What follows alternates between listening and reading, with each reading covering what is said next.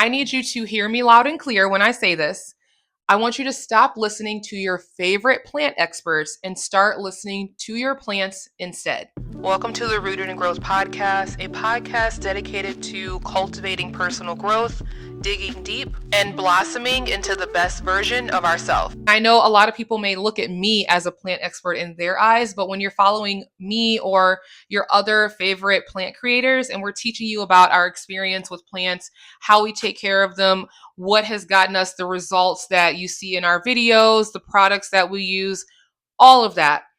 None of that matters if you are not open to the possibility of your plant dying regardless, because you have a different setup, you have a different environment, you have a different skill set. All of that does play a role in keeping your plants alive. But the main part about it is we, your favorite plant experts, have developed a skill set to be able to listen to our plants. And you might be like, how are you listening to your plants? They're not talking to you. Plants communicate with us all the time. A yellow leaf is a plant communicating with us. Pest on your plants is actually your plant communicating with us that it is in distress.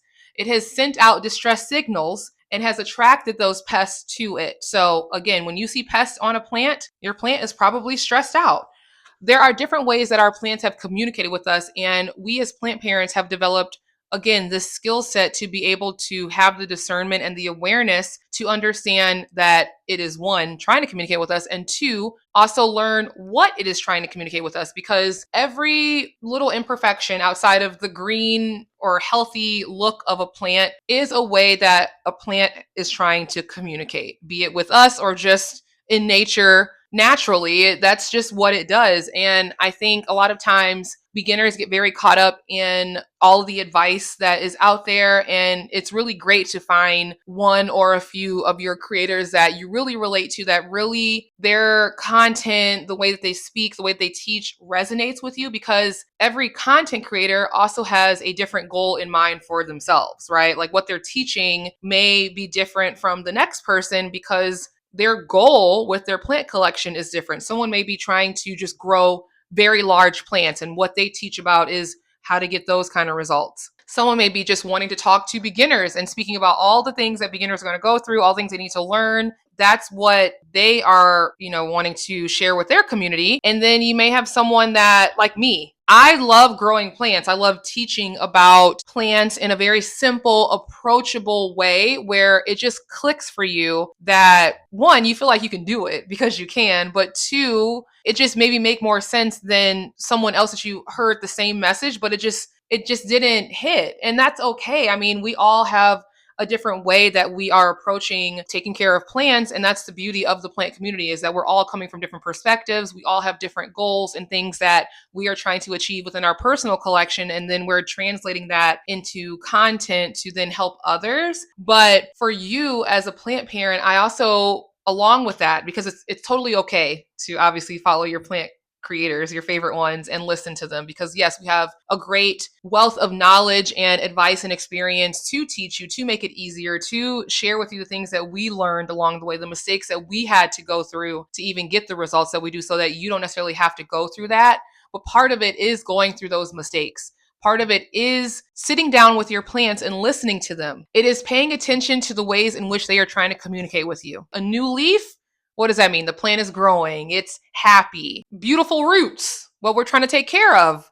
That means that we're doing really good in the foundation that we're giving our plants, and they're just growing and thriving in that. A yellow leaf, again, it could be a number of things: overwatering, underwatering, maybe a pest. All of these ways are plants trying to communicate with you. And I think it's very important to, again, tap into a resource like your favorite plant creators or Googling online for the information that you're trying to learn. But more importantly, listening to your plants. I cannot tell you how many times my plants have taught me more than what I would ever probably learn on the internet. A lot of times when I am researching something, I just want to know what this may be. And it's up to me to figure out the why, because I am essentially taking care of my plants. I am supporting them. It is what I am doing that is causing them to have a positive or negative effect as they are growing in the environment that I give them. So the why is really up to me, and the awareness about why are they doing that with all of what I am doing. So if you see a yellow leaf, for example, you're like, what is that? It's a yellow leaf. What would cause that? Underwatering, overwatering, maybe a pest issue. Maybe it's too close in a very bright, direct sun type of situation and the leaves are getting scorched. If you think about all the what's, then you go back to yourself and say, okay, but why is it doing that under my care? We are here to support our plants. And I want you to understand that when they're in our home, we are here to support them because they already have it figured out. They've been doing this millions of years, right? Plants have been around for a very, very, very long time. We as humans decided to put them in our home and take care of them, which I love that. I love that they respond to us in our homes. Plants that are naturally growing outside in the wild. So when we think about the why, what is causing that, a lot of times it does have to do with something that we are doing or not doing in the care that we are giving them. If a plant is suffering from it being overwatered, the why would be, well, I think I might be giving it too much water too many times and not letting it dry out enough before giving it water again. If it's underwatering, well, shoot, I think I'm kind of scared to water it, so I only give it a little splash here and there, and that may be why it is showing that yellow leaf. Again, it's okay to research, it's okay to listen to your favorite plant creators about what may be causing these things. And even if they break it down even further, which I like to do about the why, and a lot of creators do, it's not just me, but with all of the information that's out there on the internet, we really do as creators, I think most times try to simplify it so that you can digest it in a more easier way. But it's really, again, on you. If you want to develop a deeper connection with your plants, to learn the why. Why is this happening under my care? I want you to ask that every time something looks like it's going left. It's not necessarily always the plant, but it is the plant trying to communicate with you. But it is something that we are doing in our home that is causing that. So always ask yourself, why is this happening under my care? Like, what did I do in those steps of taking care of it that may have caused this? Because really, plant care is all about these different variables all coming together in a balanced way. We know that plants need light, nutrients, water, and something to grow in. That's their basic needs. All this extra stuff that we do sometimes is cool. I'm not knocking it at all. I do extra stuff with my plants sometimes too, but more so for the sake of educating you. But at the very core of it all, if we just kept it very simple, light, water, nutrients, and substrate, of those four things, we can then break it down even further. We say, okay, light. Well, I know that there is morning sun, afternoon sun, direct sun, or no sun. East, west, south, or north facing light if you use natural light. If you don't and you use grow lights, then you can say, okay, I know the intensity of that grow light or maybe the duration that I'm keeping it on kind of plays a part in the light category. Think about watering. Distilled, tap, rain, because not all tap water is created the same. So some people may be using a water that the plant doesn't like. But for the most part, plants can do okay with whatever type of water you're giving it.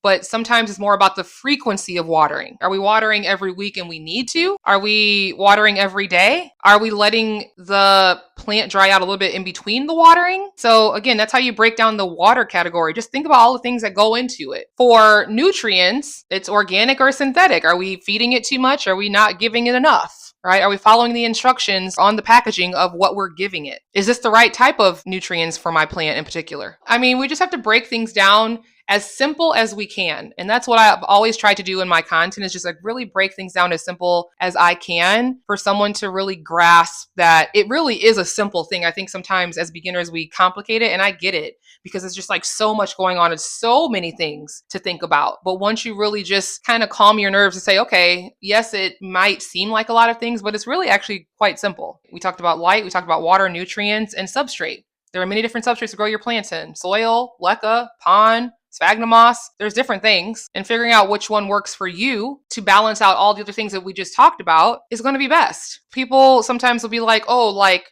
these plants grow best in this substrate. I don't believe that, to be honest. Plants grow in whatever the heck you give them, if you think about it. But that's because you're also giving them a balanced amount of everything else. The substrate piece, honestly, is for us as the plant parents to make it easier on us. People might do semi-hydro because it's a bit easier than keeping up with soil and the moisture levels that is needed. Or it's just, again, it's a bit more of a hands-off approach. I love that there is a plant community with people that have a wealth of knowledge that can get on and teach, including myself. Much respect to all of us for being able to do that.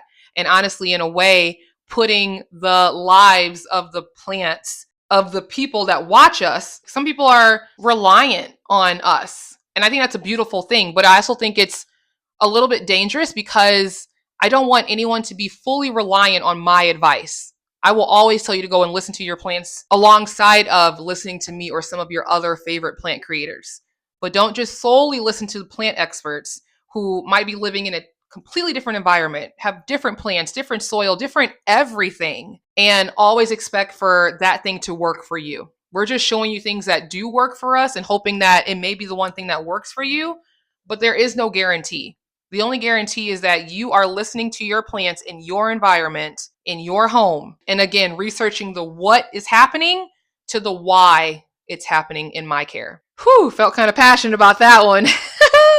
Let me know if that makes sense and if that helps or resonates with you. That was just really placed on my heart to talk about because I love what I do. I love being a content creator. I love being a plant educator, but I didn't get to where I'm at without also developing a relationship with my plants by simply listening to them. I didn't get to being able to teach you about all the things that I have learned without listening to them first and letting them tell me what is working for them so that I can tell you what is working for me in my environment with my plants. And then while it's working, giving me the confidence to try new products for you that may also be something that can help you in your plant parenthood journey of, caring for yours.